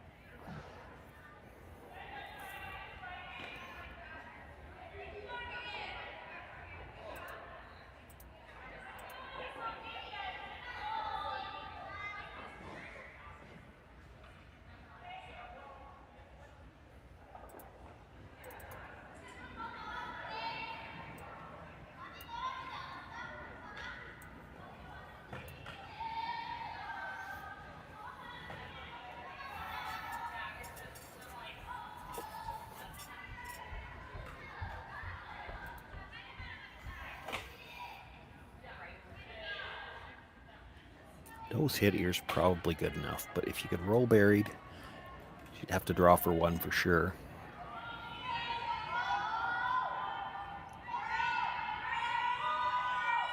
So the last from Kaitlyn Laws, trying to walk it over. Gonna make contact, so you're killing it for sure. Gets a really nice roll frozen. Yeah, that'll be fine. There's that's a draw no double all, there. Yeah, it's a draw all day now.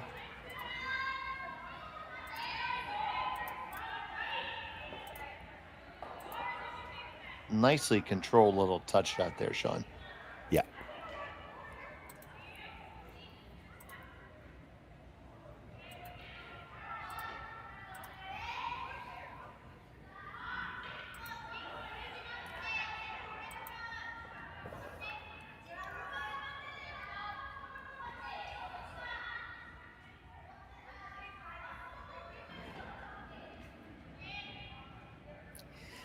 Plenty of room to play this draw on either turn. This may be just a personal preference to play the out turn here.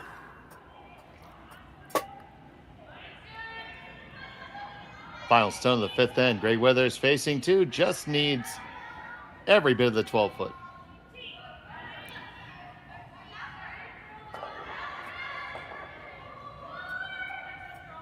Nobody seems terribly concerned about it, and it looks a little spicy. Is it going to hang on? Will it hang on the back? Yes, it will. And you get your single, trailing by one. Balls will have the hammer in 6 when we come back from Saville. Hey Ben, what's the Aztec Safety online e-learning website again?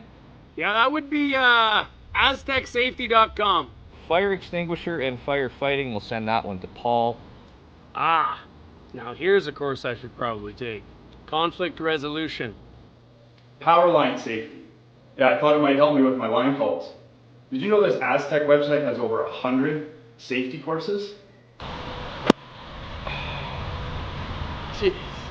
Aztec Safety online course. Ground disturbance. Could have used that a few seconds ago.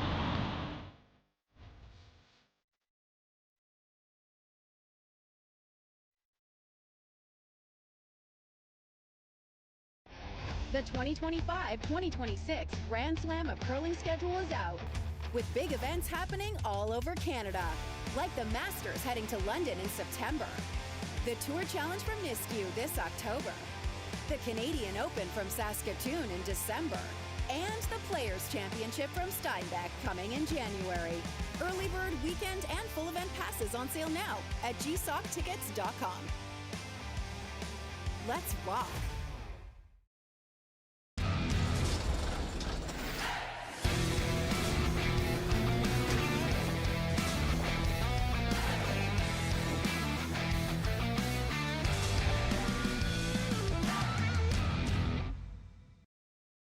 Live curling rocks. And this November, the best in the world are coming to Tahoe. Get your seats now at gsoctickets.com. But hurry, early bird pricing ends soon. So welcome back to Saville. The force was on. Greg Withers held to one. Laws up one with playing the 6th end. Dave Schmel, Sean Joyce, Connor Sims with you. Thank you for joining us. If you haven't subscribed to Curling Zone, oh, why don't you do that already? Just, click that. It doesn't cost you anything. You can stay up to date on everything all season long. We are looking so forward to bringing you a big season of curling.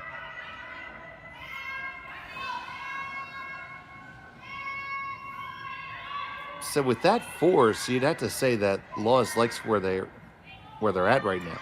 Oh, for sure. They've got hammer and a lead in the even ends. That stone got really tight coming by the free guard and no tick zone guard, but stops in the front of the 4-foot, and it's still a good piece behind cover, although it's out the other side.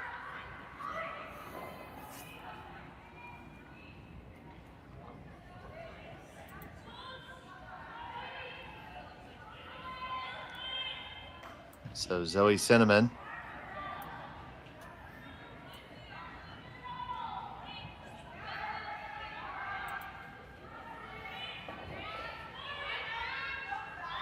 with her second, it's going to be just biting the rings, a little short of the intended target, but not too bad. Chance for Laws to corner freeze the angles and move this into the angle and dangle game.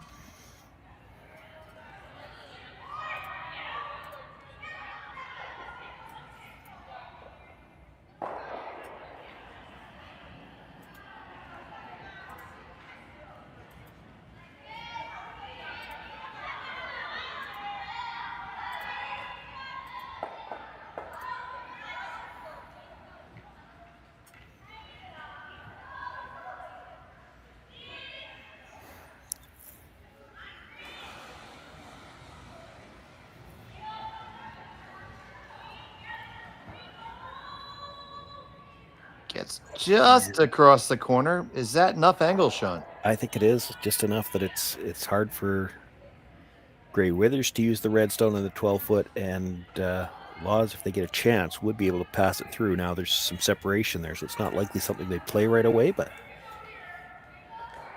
something to watch for later on. Grey Withers will come from the other side, and then this is the 5th stone of the end, so the Laws team, if they so choose, could move the center guard on the next one. You see Connor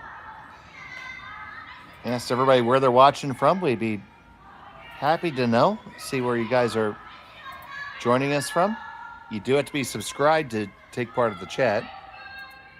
Once again, doesn't cost you a cent.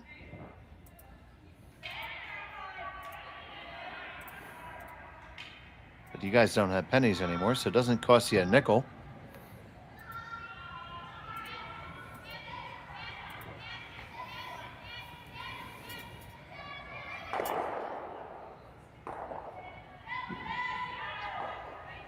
And we're going to have a talk about it.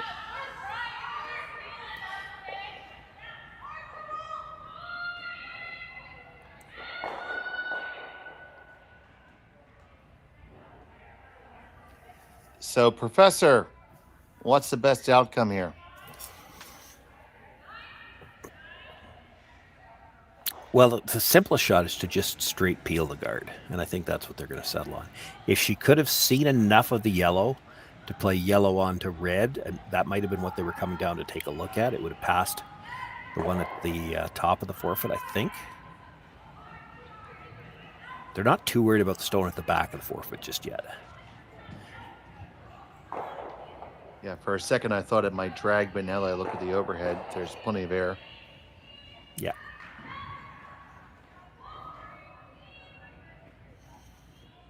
And I would assume here that they're just trying to get the shooter all the way out of play too. So here's Peterman on the peel.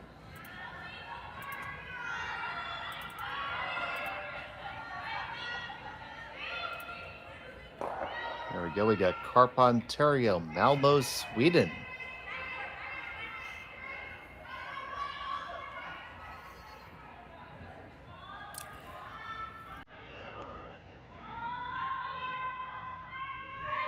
This could cut down to, okay, you just saw your opposition peel the guard, so you got to figure, well, they don't like the guard, so let's put the guard back, and they'll peel it. At some point in time, she'll make a play to probably try to corner freeze that yellow one, but you do it too early and it gives the Laws team too much chance to try to move things around and certainly get through to a risk-free end.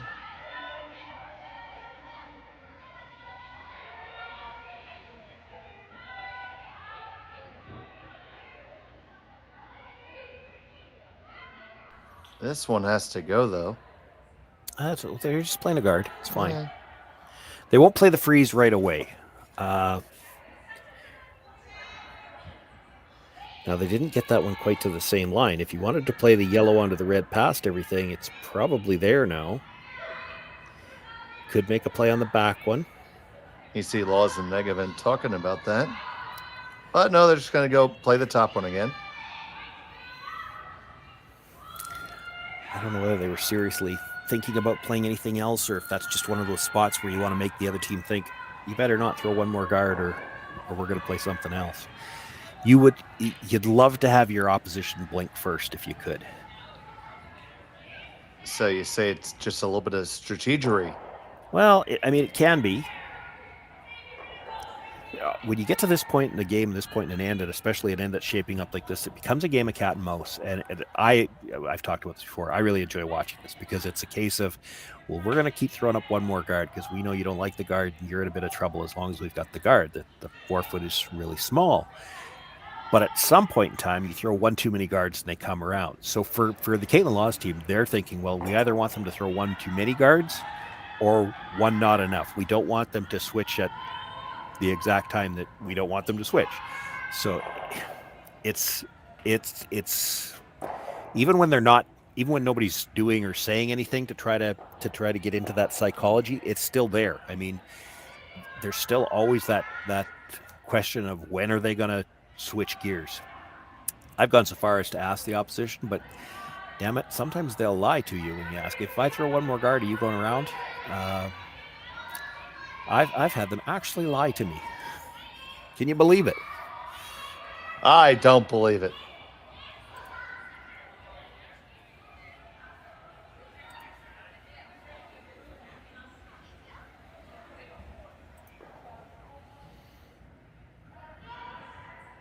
This kind of simplifies the decision because you can run this into the pocket of the Reds and sit 2 yellows in the rings, nothing really covering. The backstone's going to be open. It's getting now to the point where Gray Withers has to be careful she doesn't give up the shot for 3.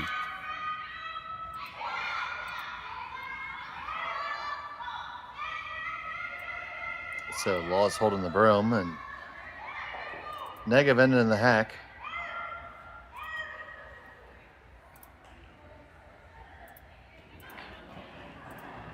We're going to see some granite move here.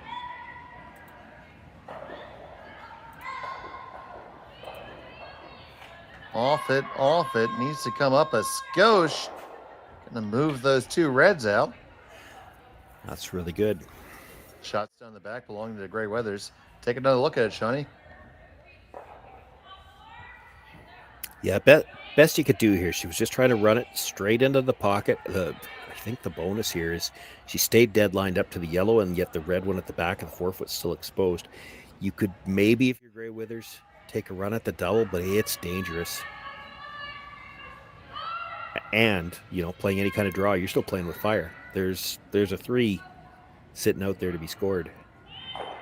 Well, you're down 1 without in the even the 6. I think you had to play with fire now. Yeah, to a point. You don't want to give up 3 here. You give up 3 here, the game's realistically over. In a blank, you're still alive. This gets past the first one and can't bounce. Oh, that's really good. That's a really good shot.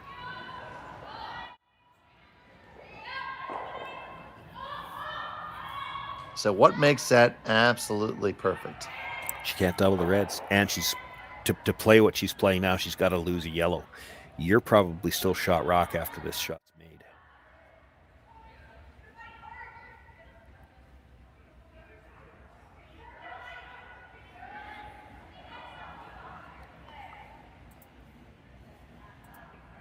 So Negavan with her second. Good firm normal weight, trying to walk it over just a touch. On the top one, push it back. And you are correct, Mr. Joyce. Gray Weathers is still shot. Yeah, not bad though. By moving that yellow back, if she makes a play on it, she could leave you a double. There's still going to be a chance for 2. If she ignores 2 yellows in the rings, 3 is still a possibility at least.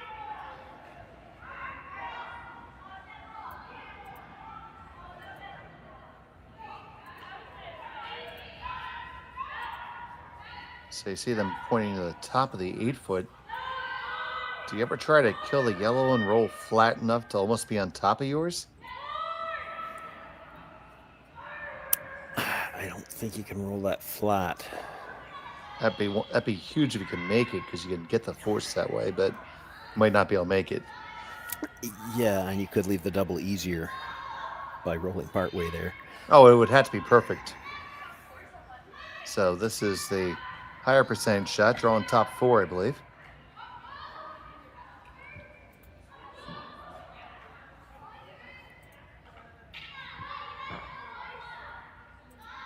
This is still certainly not a layup.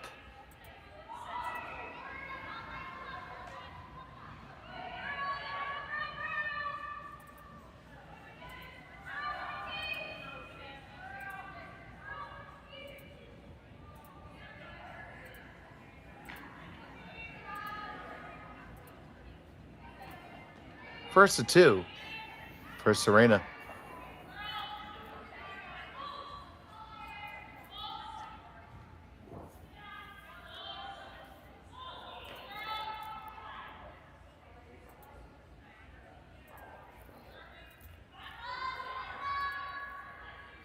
It is heavy. Probably not how you want to miss that one, Sean. No.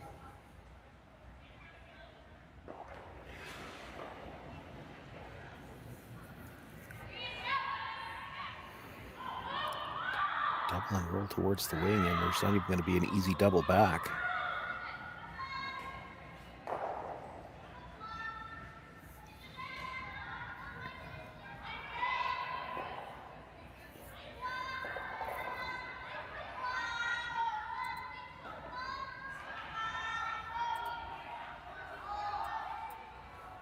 So big opportunity for Laws here. Looking to improve her record to 2-0 here.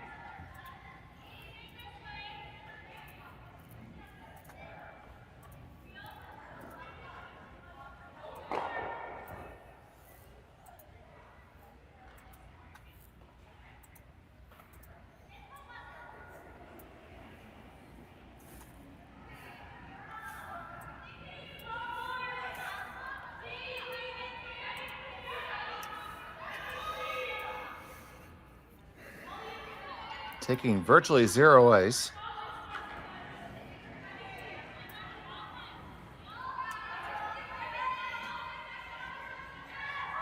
And they do pick it up right away. This is clear the guard. Should be okay. Skinny past it, and you make the double. Live 1, 2, 3. Didn't get the roll, though. It's left her a chance to maybe roll underneath and try to take it. It certainly wouldn't be for 3 anymore if you could get buried. It would be for 2 with the run back. Well, she's looking at the corner freeze, too. That's a hero freeze. It's got to be real good. If you bump it back, there's probably room to pick it between them for 4. I think she figures giving up 2 is really bad too, as well. You get the roll underneath. The 2's not a gimme. It's a 6-foot run back. So very aggressive call here from Gray Withers. We'll see how it shapes up. Yeah, the nice thing for her here is if she locks this on, that there's no way it's going over the top of the other yellow, I wouldn't think. The problem is if she leaves some daylight. There might be room to pick it between the 2 yellows. Her final is 6th. Lots of pressure on Burgess and Cinnamon here to judge this one correctly.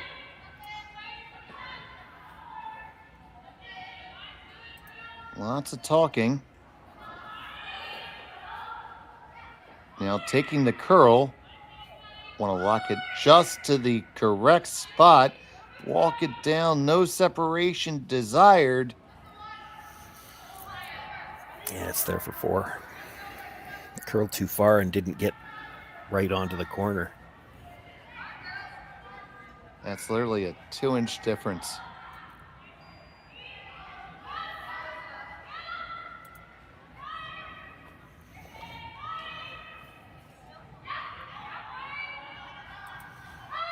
It's not, it's not a gimme by any means. Oh, for sure you could. You get a little bit, you get too cutesy with this. You could jam in there and only get 1.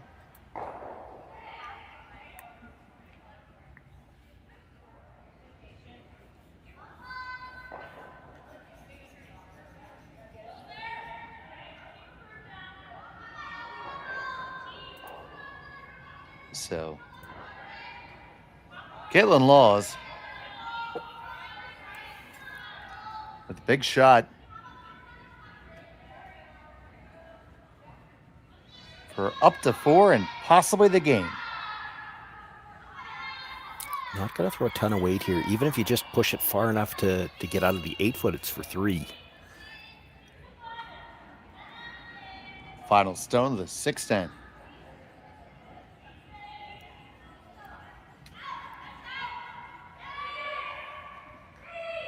Pretty good scrub on it.